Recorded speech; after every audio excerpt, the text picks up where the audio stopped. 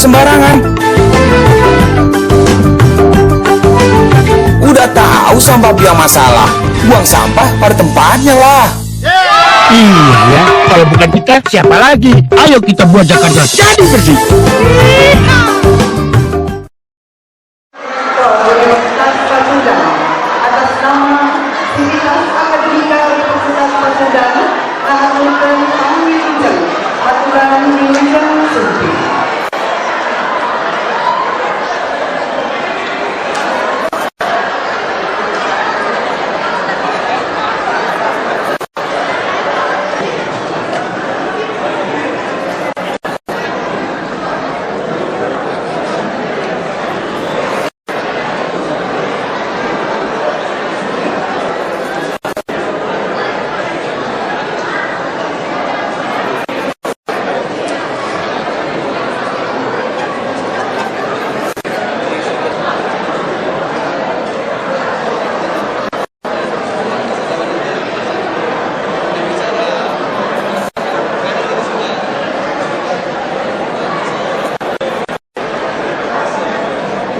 Tanggal dinata dalam acara kuliah umum yang akan disampaikan oleh Gubernur DKI Jakarta, Bapak Insinyur, pemimpin masa depan yang amanah, sakinah, dan fatorah.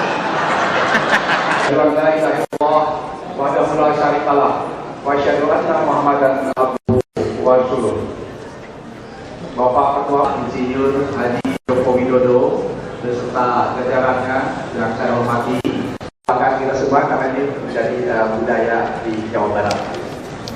Demikian juga kami bangga dengan Universitas Pasundan ini yang telah didirikan tahun 1000. Tunggu tanggal mainnya, saya juga nanti di Jawa Timur akan mendirikan Universitas Kejawen. Dan tadi saya buktikan luar biasa sekali sambutan dari Pak Jokowi sekali ini, favorit sekali Pak Jokowi di mana ini. Terima kasih Pak Jokowi atas kehadirannya. Sekali lagi selamat datang di Universitas Pasundan. Mudah-mudahan kita nanti bisa apa yang disampaikan oleh Pak Jokowi. Sekian sambutan dari saya. Wabillahi taufiq wal hidayah. Aku lupa Jawa Astagfirullahaladzim. Assalamualaikum warahmatullahi wabarakatuh. Bapak, ya Rasulullah, siapa orang yang paling baik di antara kami di sini? Di antara manusia-manusia yang ada? Rasulullah menjawab, dia adalah orang yang umurnya dan banyak manfaatnya untuk banyak orang. Kalau mencapai Bekasi, Depok sedikit manfaatnya, mencapai Indonesia banyak manfaatnya.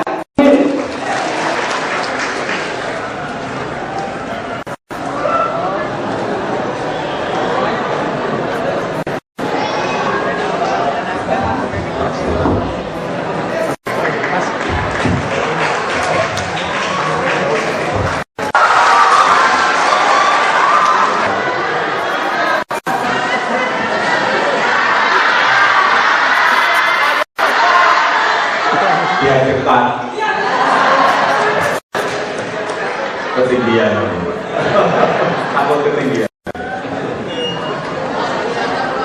Assalamualaikum warahmatullahi wabarakatuh.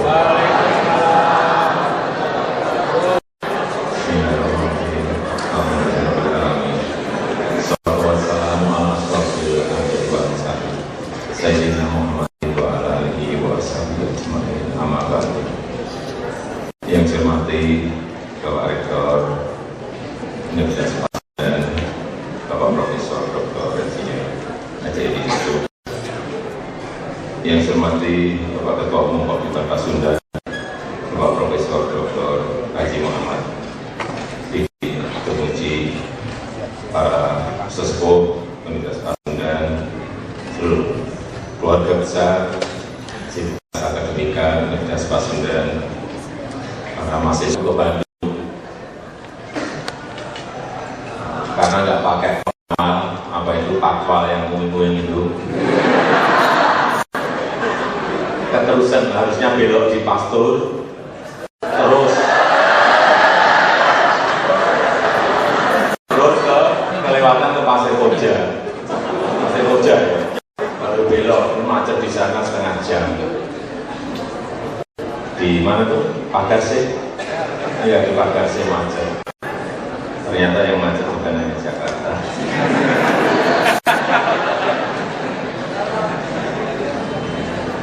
Tapi waktu kesini tadi nggak tahu dari mana informasi, tahu-tahu dijemput nguing-nguingnya Pak Gubernur Jawa Barat.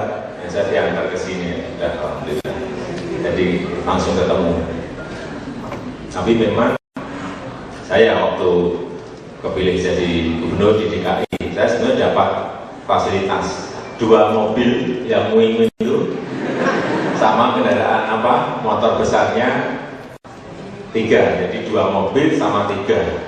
Tapi untuk apa gitu? Sudah yang lain macet, kemudian saya nguing-nguing itu coba yang lain kan jadi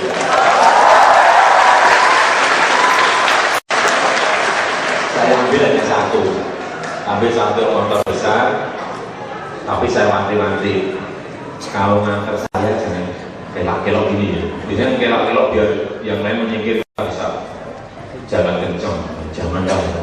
Kalau nganter saya yang sopan, lurus gitu aja, nggak usah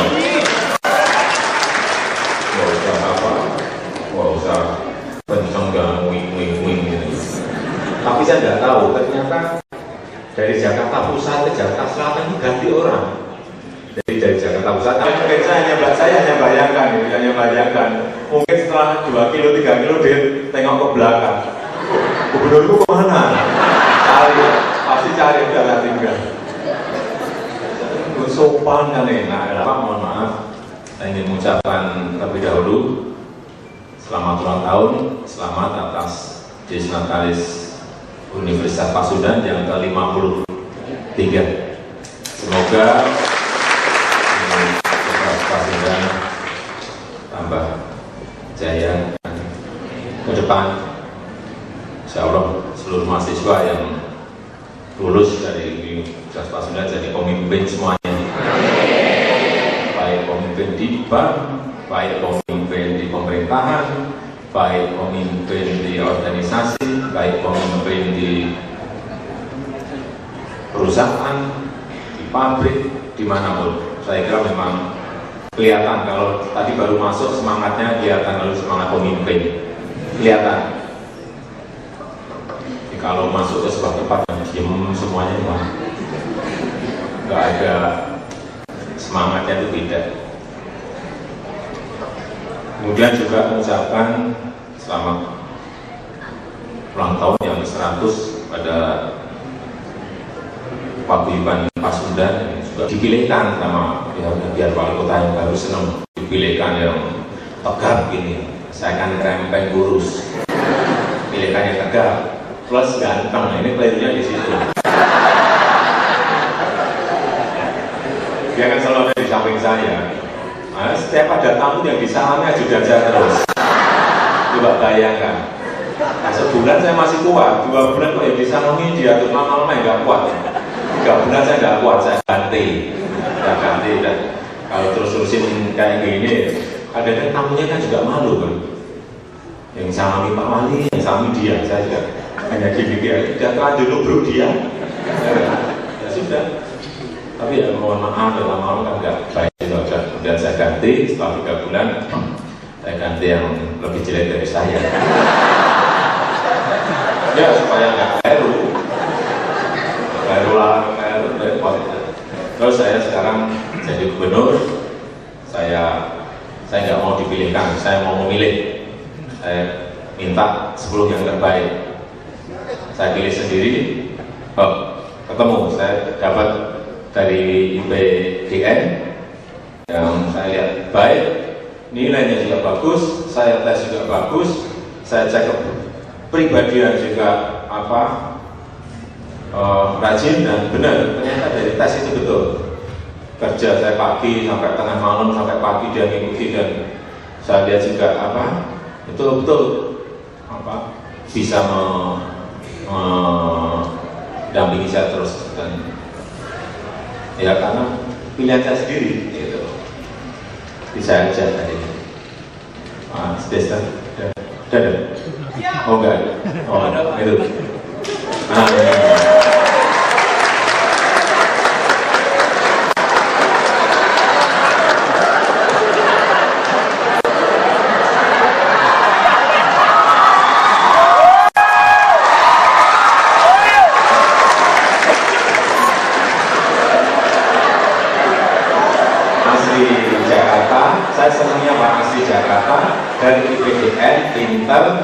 Dan sekarang masih bujang ya?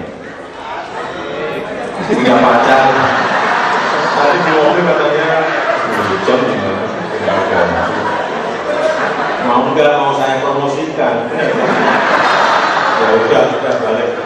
Kita ini era bersaing, apalagi mau nanti 2015 kita harus sadar dan harus ngerti semuanya. 2015 nanti yang namanya ada ASEAN Economic Community itu berbahaya sekali kalau kita nggak siap. Tapi saya melihat produk nanti dari Universitas Pasundan, saya kira kalau saya melihat ya saya kok nggak khawatir. Artinya apa? Nanti bisa terjadi yang namanya PKL itu mungkin dari negara lain bisa jualan di sini. Toko kelontong bisa dari negara lain jualan di sini. Pengacara ke sini buka di sini bisa. Kontraktor kecil bisa buka di sini, coba. Pabrik kalau sekarang investasi pabrik kecil pun bisa buka di sini. Dokter bisa juga buka di sini. Ini sudah area tanpa batas kan. Kayak di Uni Eropa, di EU kan juga sama. Paspor nggak kepakai, KTP apalagi. Oleh sebab itu, itulah saya kira tantangan terbesar kita nantinya. Kalau kepandaian kita ini pintar semuanya, pintar. Insya Allah kita ini pintar. Karena apa? Ya kalau dia itu di Olimpiade Matematika, Olimpiade Fisika, kita kan pastilah ada yang dari 10 pemenang pasti kita 4 atau 5 orang pasti kita ada di situ. Artinya apa? Kita pintar. Tapi hati-hati. Ini bukan hanya pintar saja, tapi bagaimana kita bisa bersaing, berani benturan, berani gesekan dengan mereka. Jangan antara kita bersaingnya dengan mereka dari negara yang lain. Itulah kesiapan yang harus disiapkan dari, saya kira perguruan tinggi universitas ini perlu menyiapkan itu. Ada mahasiswa yang diperlukan itu. Karena saya lihat ya, kalau yang dulu waktu saya kuliah dia masih jalan kaki, naik sepeda. Sekarang saya lihat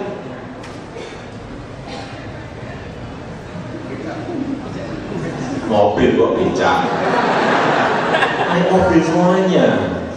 Hampir saya lihat banyak yang naik mobil. Hati-hati, sepeda motor, hati-hati. Ini bisa, fasilitas ini bisa menjadikan kita lebih baik, tapi juga menjadikan kita lebih manja. Itu yang bahaya. Hati-hati. Sehingga harus digenjot dan disampaikan. Itulah saya kira tantangan ke depan kita yang bukan enteng, yang berat. Saya ingin bercerita mengenai karena saya memang memegang Jakarta, yang saya ceritakan juga hanya Jakarta. Jadi jangan dipanas-panasi, tadi juga dipanas-panasi sama Pak Prof. Itu namanya panas-panasi Prof.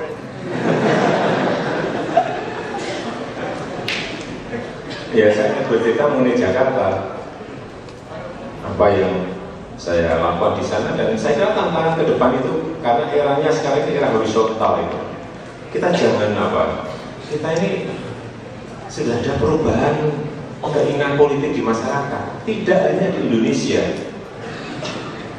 Sekarang ini hampir di semua negara. Karena yang hanya sudah era sangat elektronik dan digital semuanya. Berita sekarang 1 detik bisa diterima di Dubai, bisa diterima di London, bisa diterima di Los Angeles, bisa diterima dimanapun dalam waktu yang tidak lama. Nah, era seperti ini kan era horizontal yang kita semuanya harus sadari. Sekarang penduduknya 9,8 juta. Kalau malam, kalau siang bisa sampai 14 juta. Masuk semua. Terus ini tantangan Jakarta. Macet seperti yang di pojok, banjir di sini, perumahan kumuh, kemudian masalah kualitas hidup. Perumahan kumuh jangan kaget. Kalau Bapak Ibu, saudara-saudara semuanya tampil di Sudirman, bisa melihat begitu kita sangat bangganya gedung-gedung tingkat 40, 60, 70 ada semuanya di situ. Tapi begitu masuk dari situ langsung masuk, silakan masuk ke Pademangan, ke Penjaringan, ke Pluit, ke Cakung, ke Cilincing. Ada 360 selama area kumuh di Jakarta. Silakan coba. Dari lantai 40, lantai 60 Sudirman Tamrin, langsung Bapak Ibu semuanya, sudah semuanya. Jangan kemana-mana, langsung masuk ke minta taksi antar atau minta mobil antar ke Penjaringan, ke Pademangan, ke Cakung, ke Cilincing. Betapa gapnya sangat lebar sekali. Nangis. Kalau kita lakukan itu langsung nangis. Kalau yang normal nangis. Gapnya di kawasan kumuh yang saya sebutkan tadi, coba 3 kali 2, 3 kali 4, 3 kali 3 dihuni 9 orang, 12 orang, 8 orang, 7 orang. Bayangkan, kita bisa membayangkan rumahnya seperti itu. Terus problemnya seperti itu. Dan itu saya lihat sehari-hari, setiap hari saya lihat. Karena saya paling di kantor paling lama 1 jam, ya udah. Tanda tangan paling setengah jam. Berikan amplop, paling ada tamu 1, 2, 3. Soal itu saya di lapangan. Karena apa? Ya nanti nggak sambung kalau saya nggak di lapangan, saya nggak ngerti. Sekarang ini menurut saya banyak mata batin kita itu sudah nggak sambung dengan masyarakat. Pemimpin yang tidak sambung dengan masyarakat karena nggak pernah bersentuhan dengan masyarakat. Kulitnya nggak pernah bersentuhan, salaman aja mungkin sebulan sekali atau 2 bulan sekali. Bagaimana bisa mata batinnya bisa melihat? Penglihatan spiritual kita tidak pernah dilatih harian. Melihat yang tadi yang di kawasan-kawasan kumuh, nggak pernah melihat gimana, nggak pernah bersentuhan gimana. Terlatih penglihatan spiritual kita, mata batin kita, bagaimana bisa terlatih kalau melihat mereka? Saya nggak pernah bersentuhan dengan mereka, saya nggak pernah mendengar mereka sakit kayak apa, nggak pernah mendengar. Bagaimana kita terlatih mata batin kita? Penglihatan spiritual kita ya kita lewat, nggak melihat karena nggak pernah terlatih untuk melihat itu. Saya dari kampung ke kampung yang kumuh-kumuh seperti itu. Waktu di Jakarta baru dilatih, melihat betul, melihat mereka bagaimana mengeluh, melihat bagaimana mereka tergeletak, sakit nggak bisa masuk rumah sakit, anaknya sakit nggak bisa masuk rumah sakit, bapaknya sakit nggak bisa masuk rumah sakit, ibunya sudah di rumah sakit nggak bisa dibawa pulang ke rumahnya. Bukan hanya ribuan, bukan hanya puluhan ribu, ratusan ribu. Ini fakta dan nggak usah saya tutup-tutupi. Saya waktu ke Jakarta masuk, saya tanya berapa orang miskin yang ada di Jakarta, diberikan ke saya 3,8%. 3,8 kok sedikit sekali. Fakta yang saya di lapangan begitu banyak. Ya Pak, 3,8 Pak. Nah kok yang di lapangan banyak sekali ya? Iya Pak, yang miskin 3,8, yang rentan miskin 37%. Yang miskin 3,8%, yang rentan miskin 37%. Saya tanya, apa bedanya miskin dan rentan miskin? Bingung kan? Itu hanya penghalusan. Saya lihat di lapangan yang rentan miskin yang miskin. Saya takut kadang kita ini senang menghalus-haluskan seperti itu.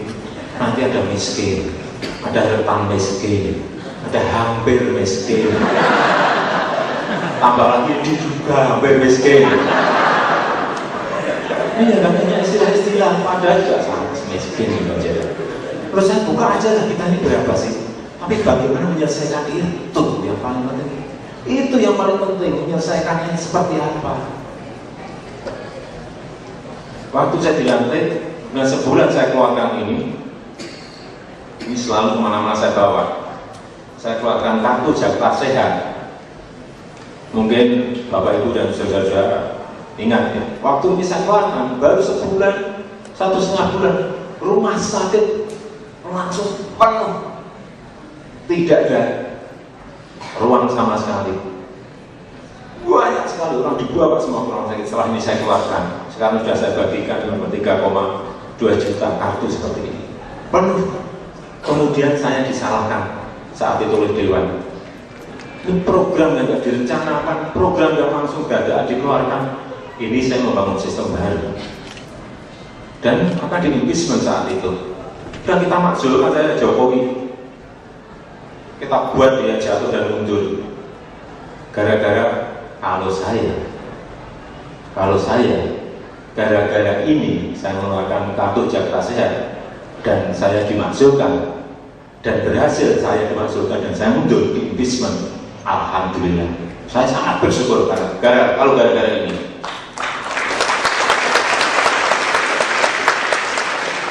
Ya, saat itu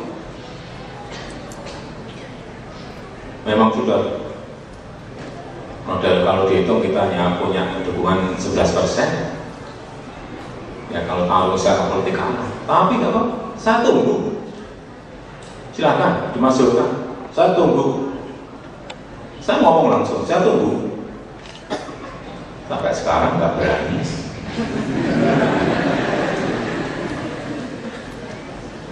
Karena apa ya? Faktanya ini dibutuhkan masyarakat. Ya memang karena sudah bertumpuk-tumpuk bertahun-tahun, masyarakat sakit semuanya. Mereka nggak bisa ke rumah sakit. Nah ke rumah sakit, ya inilah tanggung jawab kita. Ya ditangani. Setelah 4 bulan ya normal kembali. Dulu ngantri juga ngantri saat jam 2 malam sudah ngantri ambil nomor. Karena apa? Punya harapan untuk sembuh. Saya datang tiap hari datang. Saya tanya gimana sudah dapat nomor, Bu? Sudah, senang banget. Sudah Pak, saya sudah dapat kamar Pak, tapi masih nunggu 5 hari lagi Pak. Tapi senang sekali, ada harapan gitu. Meskipun masih nunggu 5 hari, tapi ada harapan. Sebelumnya hanya tergeletak di rumah. Inilah fakta. Dan data yang saya temukan, 510.000 lonjakan dari yang sebelumnya normal jadi tidak normal. 510.000 pasien. Bayangkan kalau ini nggak keluar, mereka hanya tergeletak dan mungkin banyak yang meninggal, tapi kita nggak ngerti karena meninggalnya dianggap biasa. Itulah fakta. Jadi setiap hari saya kayak gini. Saya juga heran. Kayak gini itu sudah sebetulnya sudah 30 tahun yang lalu sudah terjadi. Dan kita sudah punya rencana membuat MRT. Negara kita ini negara yang sangat besar seperti ini. Sampai sekarang belum punya MRT, subway, belum punya monorail. Bayangkan. Tapi saya baru tahu setelah masuk Jakarta, ternyata rencana itu sudah ada. 25 tahun yang lalu, rencana MRT sudah ada. Rencana. Sudah ada, 25 tahun yang lalu. Monorail, 14 tahun yang lalu sudah ada. Rencana. Kuala Lumpur, Malaysia juga nggak dengar punya rencana, tahu-tahu 11 tahun yang lalu sudah punya monorail. Bangkok tahu-tahu sudah punya monorail tahun yang lalu. Kita ini rencana.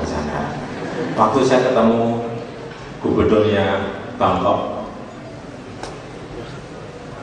beliau kurang modern gitu ya. Saya ngomong ini apa di Jakarta gubernur Hanoi, saya lebih takut lagi ditanya itu juga karena dia mau lihat Gubernur Jokowi apa transportasi masanya di Jakarta apa ya. Saya tanya balik, kalau Hanoi sudah punya belum?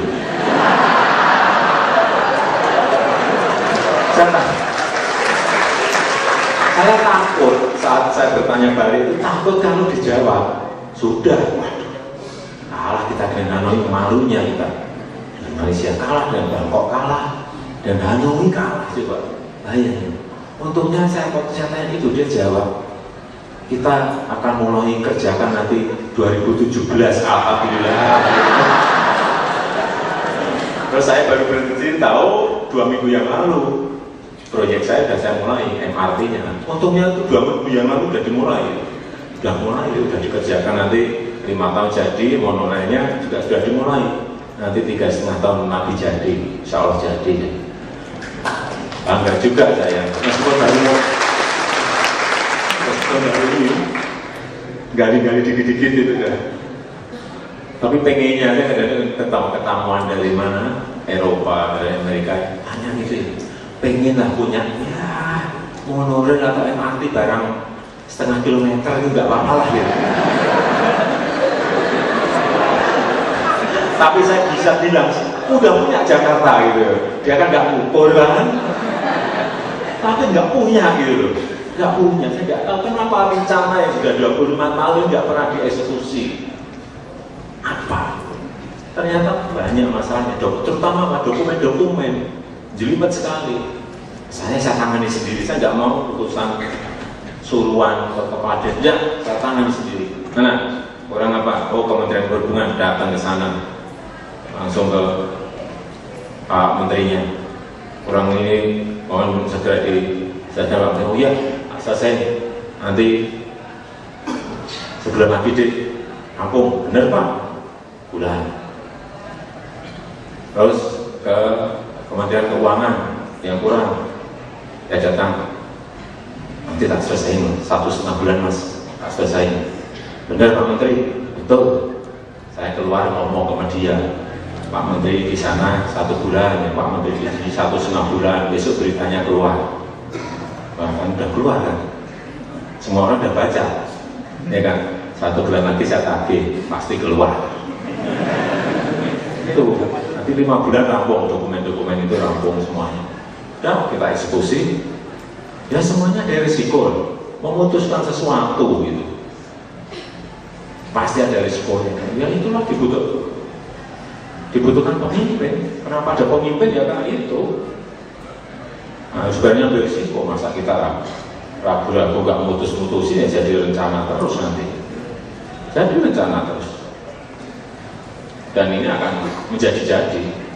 Sekarang aja saya kalau sudah hujan gerimis ya pusing, macet di mana-mana. Kalau kita mau menerapkan genap ganjil, mau buat IRP, terus yang ini mau suruh pindah kemana itu? Dari mobil pribadi mau pindah kemana kalau transportasi massanya belum siap? Ya, itulah ibu kota kita. Terus, nah, ini coba, ini juga masalah kemacetan. Saya nggak tahu ya di sini terjadi enggak. Ini di Tanah Abang. Ini jalan raya, dipakai jualan PKL. Sudah 20 tahun dibiarkan, coba jalan raya. Besar sekali jalan, dipakai perjualan seperti itu, coba bayangin. Sudah 20 tahun dibiarkan. Terus, oh ini jalan juga di sisi yang sana dipakai, sini pakai. Sudah berapa? 800. Itu ada premannya, ada aparat kita juga ada. Sudah menjadi ruwet seperti itu. Tapi saat itu saya masuk, saya memang ini harus selesai. Saya masuk pagi, saya lihat. Saya masuk siang, problemnya saya lihat. Saya masuk jam 1, jam 2 malam, saya lihat masalahnya apa, ini masalahnya apa. Masalahnya kelihatan semuanya. Oh, di sini ada premannya, namanya A. Sana ada premannya, namanya B. Saya kuasai betul, secara detail saya kuasai betul. Saya kuasai betul, secara detail. Bapak Ibu boleh tanya, sebelah sana premannya siapa Pak? Pasti saya bisa jawab. Pasti saya jawab. Ini saya kira pekerjaan detail seperti itulah yang sehingga setelah kira-kira 1,5 bulan saya putuskan dan saya bersihkan Tanah Abang.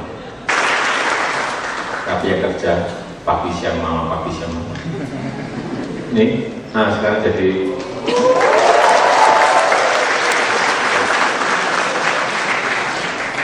udah isi semuanya. Dulu isinya. Nanti kalau ke Jakarta mampir ke Tanah Abang.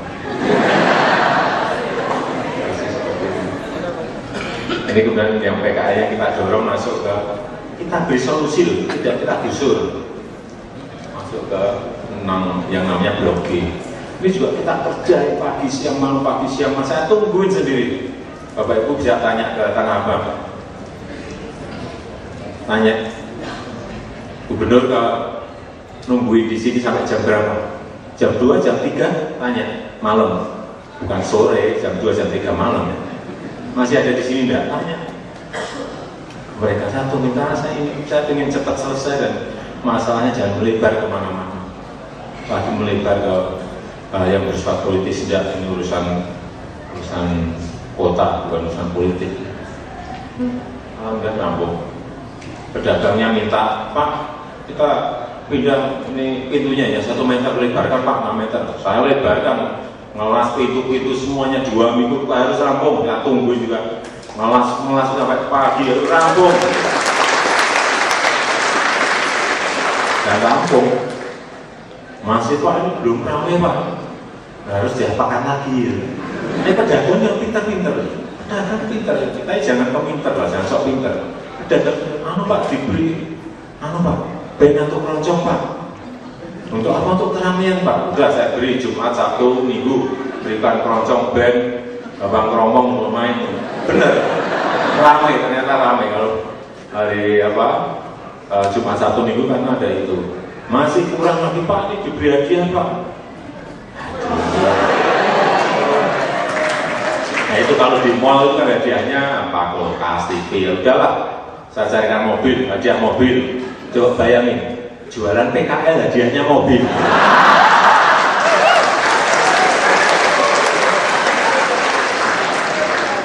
Saya tanya di dunia mana ada?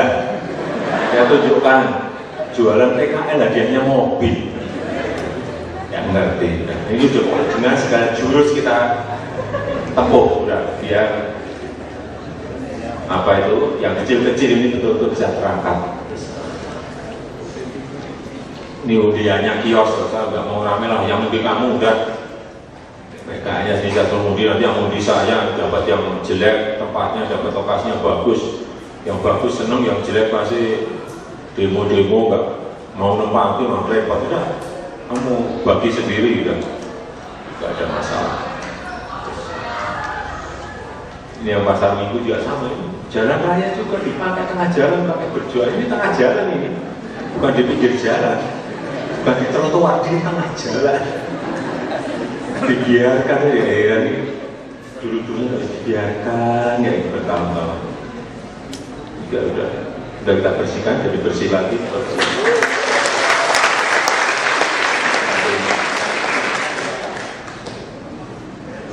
Yang rumahnya di Jakarta tahu lah sekarang kondisinya. Tapi memang ya sebenarnya pekerjaan lapangan itulah sekarang saya kira yang diperlukan itu pekerjaan lapangan, bukan pekerjaan administrasi, bukan rapat enggak, rapat ya enggak, repet apalagi enggak.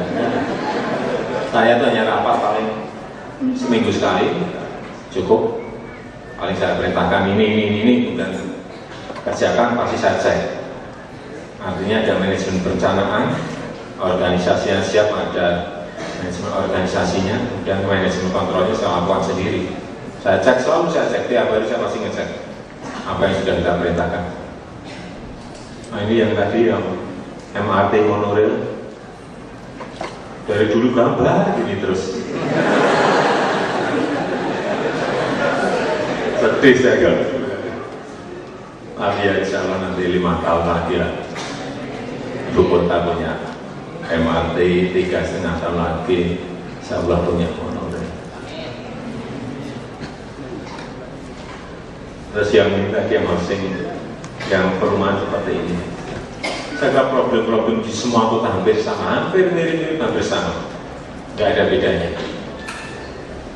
bedanya, karena apa?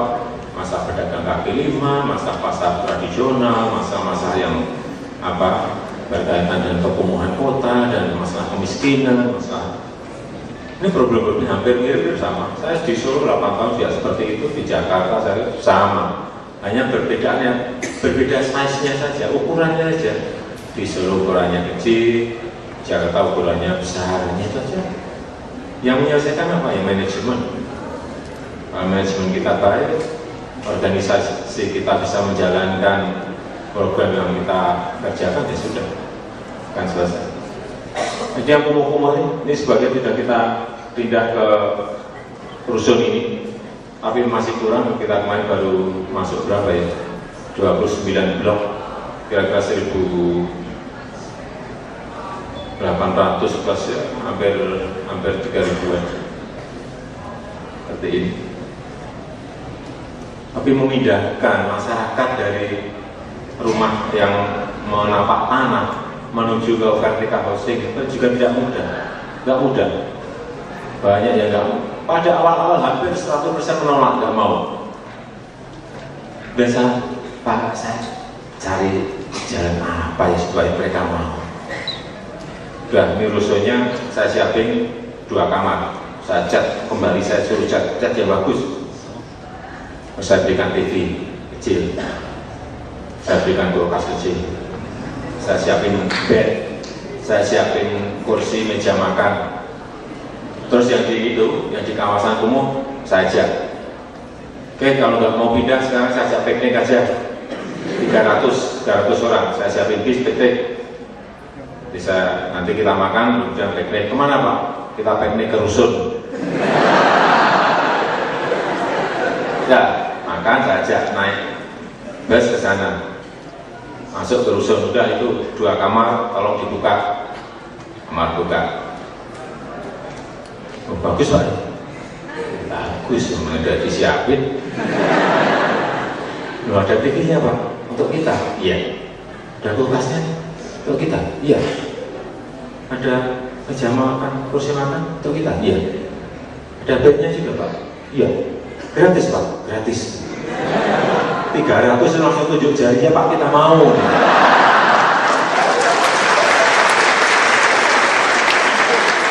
Ini kan hanya masalah cara udah omong nggak sambung-sambung.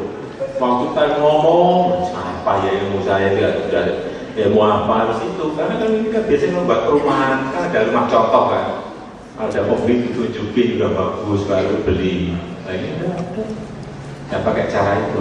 Ternyata sekarang ngantri, bingung kita ini sekarang. Ngantri pengen ke rusun banyak sekali. Tahun depan kita pengen bangun 200 blok yang kira-kira 20 ribuan, 20 ribu. Dan yang kita pindahkan kampung, bukan orang per orang. Kampung langsung kampung kumuh seperti ini. Kalau sertifikatnya beres, langsung kita buat yang namanya kampung deret seperti ini. Hijaunya ada yang dari kumuh sekali sekarang menjadi ini. Kampung ada komunasi Piten, ada perusahaan mikronya, hijaunya semuanya. Dan tahun ini ada 29 lokasi ya. Ini Tamrin Sudirman waktu banjir. Ini Tamrin Sudirman nih waktu banjir. Terus ya kita sudah melakukan beberapa, tapi ya kita harus juga tahu ya bahwa banjir di Jakarta ini juga pertama karena perubahan iklim. Hampir semua negara sedang banjir. Singapura juga pernah banjir semuanya karena perubahan iklim. Yang kedua juga hujan ekstrim yang sangat ekstrim sekali, yang sering menakutkan kita itu. Kemudian 13 sungai yang ada di Jakarta ini juga airnya sering meluap, dan air itu dari atas memang menuju ke Jakarta, karena Jakarta ini berasal dari cekungan betul. Ini kesulitan sama seperti Belanda dulu. Saya tanya wali kota Rotterdam, Belanda itu menyelesaikan nggak kebanjiran itu 200 tahun. Belanda 200 tahun baru bisa betul-betul nggak ada banjir. Jakarta nggak tahu berapa tahun. Tapi yang jelas pagi siang malam sudah kita mulai ini 4 dari 13 sungai, 4 sungai sudah, dari 884 sungai kecil-kecil kira-kira 160-an sudah kita normalkan kembali. Tapi di Waduh itu sampahnya kayak gitu semua. Nah yang saya tanya, sudah berapa tahun Waduh tidak dikeruk? Ya mungkin 20-30 tahun Pak. Apa? 20-30 tahun? Nggak pernah. Ada yang karena ada yang ngomong 20 tahun Pak, ada yang ngomong lagi 30 tahun Pak. Ya berarti 20-30 tahun nggak pernah. Saya nggak tahu, begitu saya keluar masuk ke belakangnya rumah itu baru ngerti 80 hektar waduk itu, dan sudah ketutup oleh tanah dan eceng gondok, nggak kelihatan. Ini seperti ini.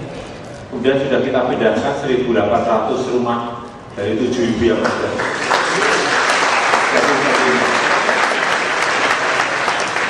Sekarang menjadi seperti ini, menjadi tempat rekreasi warga, tempat jogging, tempat interaksi warga, public space, seperti ini. Dari 7.000 baru kita pindahkan 1.800, tapi insya Allah tahun depan bersih, 7.000 bersih, mereka naik ke rusun, itu semuanya jadi hijau, tempat rekreasi di dalam kota. 80 hektar. Ini juga waduk yang lain di tengah kota juga nggak kelihatan. Ini waduk ini, tapi ketutupan eceng gondok ini. Sama, katanya 33 tahun nggak pernah diapa-apain ini. Seperti ini, sama sampah-sampah semuanya.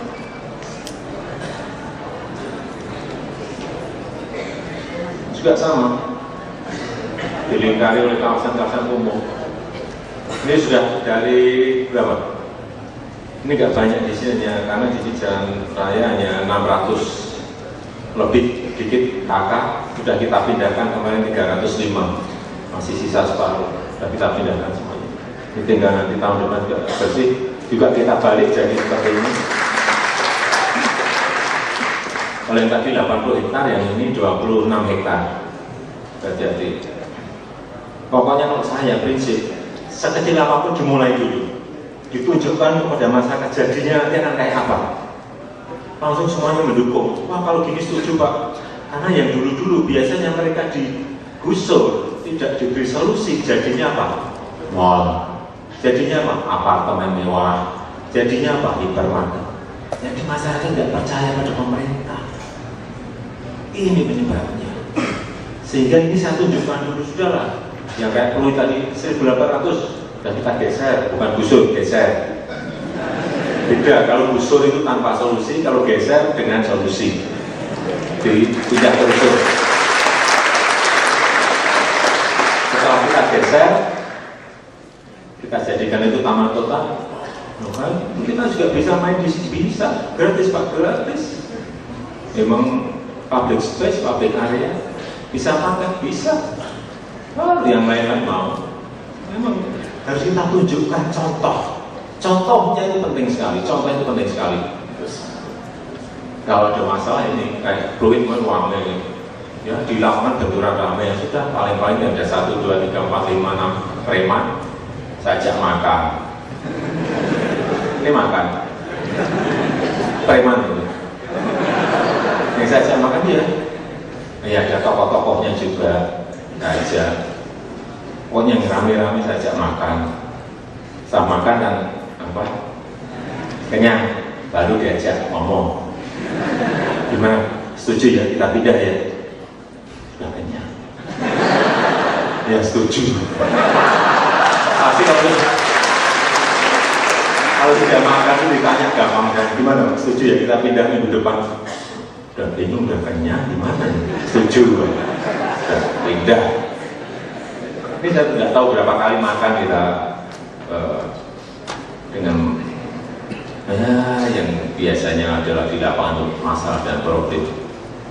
Tapi banyak yang mengatakan, Pak, oh yang di gusur yang kecil-kecil, ya. Saya tunjukkan foto seperti 900-an. Ini lantai 4 lantai. Juga saya robohkan, sudah robohkan karena aturannya nggak benar, nggak punya izin, aturan memang secara tata ruang tidak betul. Robohkan, saya tungguin. Kalau sudah biasa pertama kan satpol takut, saya tungguin. Ini runtuhkan, ini diruntuhkan tadi yang lantai 4 runtuhkan. Nah artinya apa? Di mata masyarakat kita ini tidak beda-bedakan. Saya hanya ingin dilihat itu aja. Yang gede lah itu robohkan. yang tengah kan robohkan, yang kecil baru pindahkan, itu aja, nggak ada yang lain. Nah ini yang juga ada gudang besar, mobil di sebelah sana juga. Udah tak, saya tungguin. Yang mau merobohkan takut, Pak itu backingnya kuat loh Pak. Kuat apa, saya kecil juga kuat ya. Saya tungguin robohkan. Nggak ada apa-apa juga. Ini sebenarnya yang bisa saya sampaikan. Terima kasih. Assalamualaikum warahmatullahi wabarakatuh.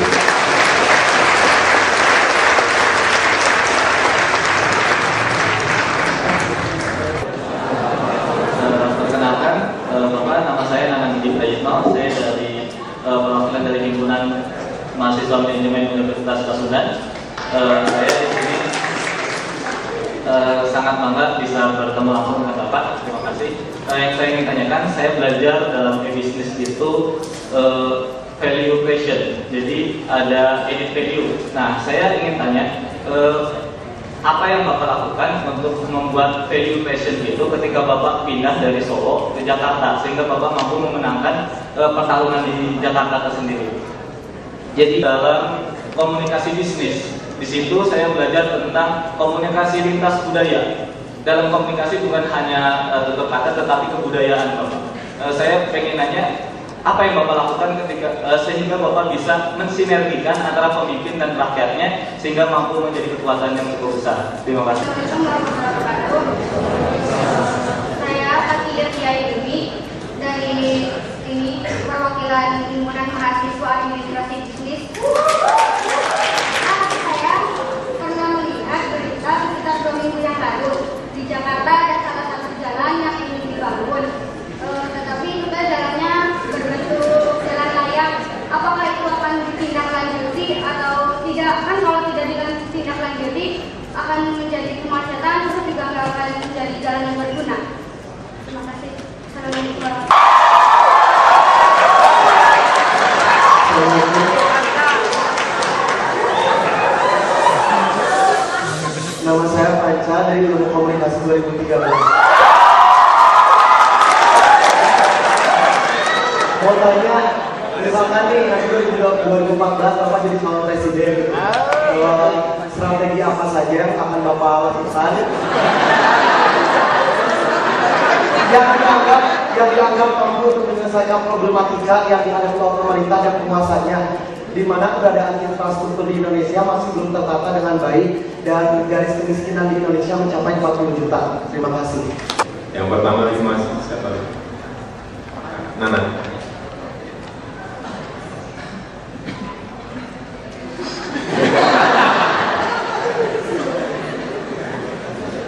Menurut saya gini, jadi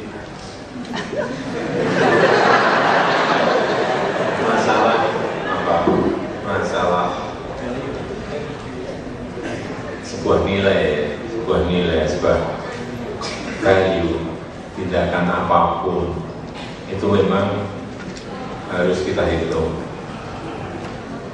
Pada saat saya di Solo, kemudian masuk ke Jakarta, banyak yang menyampaikan kepada saya, Solo itu kota kecil, Jakarta kota besar.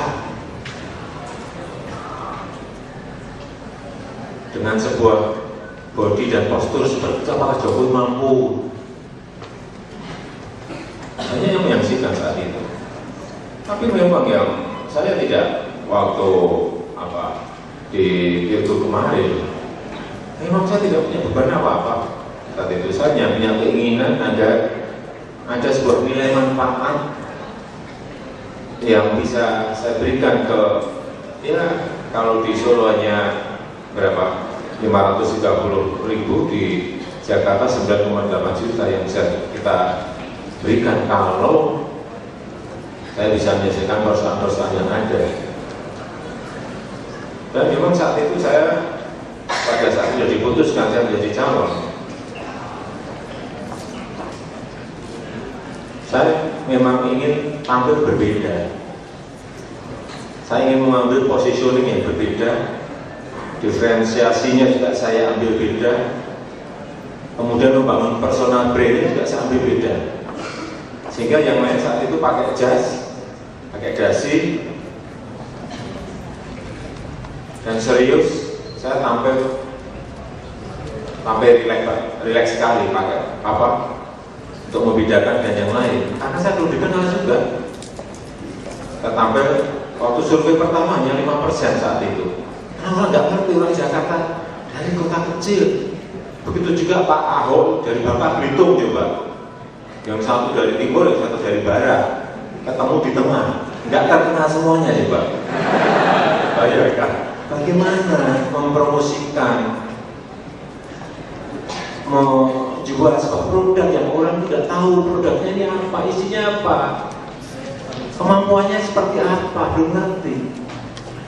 Sehingga satu-satunya yang semua ambil positioning yang berbeda, berani langsung pas saya tampil dengan baju yang berbeda, jalan raya, insya Allah nanti pertengahan Desember dan bisa dipakai.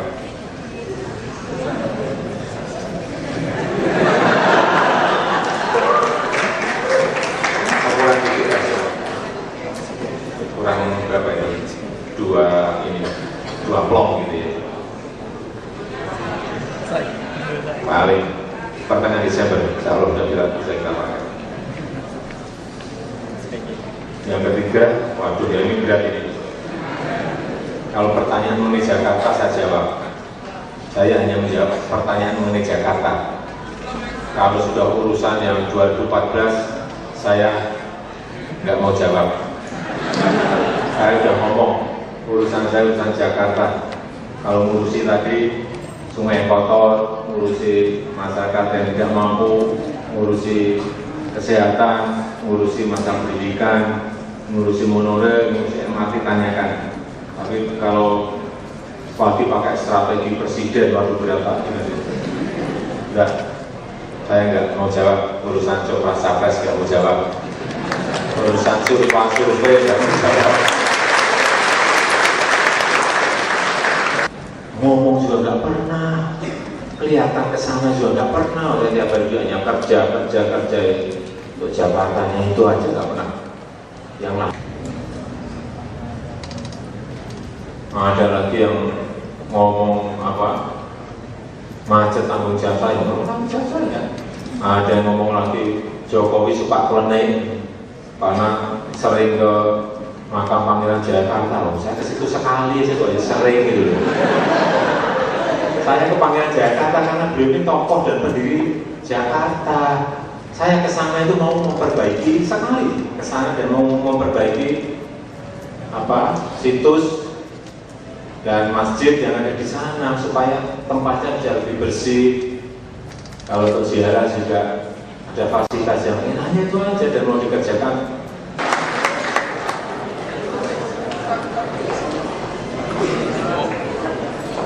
Dan mohon izinnya setelah menerima ceramah Pak Jokowi untuk berfoto bersama Ketua Umum, dan kami mengundang juga para wakil rektor setelah ini untuk berfoto bersama Pak Jokowi, untuk bersama-sama berfoto bersama. Wakil rektor 3 juga Ketua YPT setelah ini.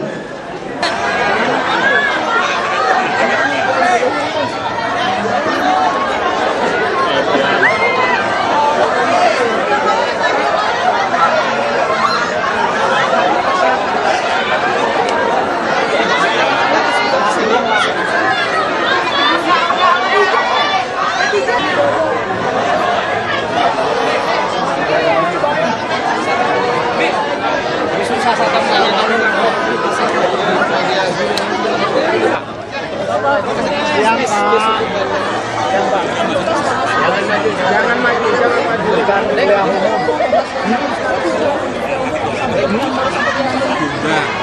Diundang tidak hanya sekali ya. Saya masa diundang berkali-kali, saya nggak hadir dan juga nggak apa. Kita diminta untuk memberikan kuliah umum. Ya, yang saya bisa saya sampaikan itu aja. Iya, saya ingin memberikan sebuah ini aja, sebuah gambaran mengenai Jakarta, tantangan kedepannya apa, diselesaikan dengan cara apa. Ya kira-kira gambarkan ibu kota kan milik seluruh bangsa Indonesia. Itu aja. Pak, kunjungan kali ini ada rencana mungkin kerjasama sama Jawa Barat mengenai apa gitu Pak? Di kunjungan kali ini ada mungkin kerjasama sama Jawa Barat mengenai apa gitu? Enggak. Kita sudah bertemu dengan Pak Jawa Barat. Dan hari ini beliau di Jakarta. Kalau soal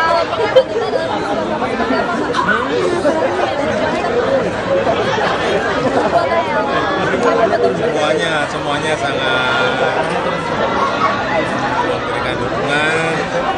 Sering meskipun tidak sering saya jadi gubernur dari wali kota, tapi tetap mendukung.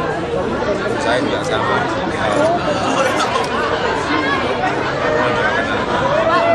Dan selalu saya minta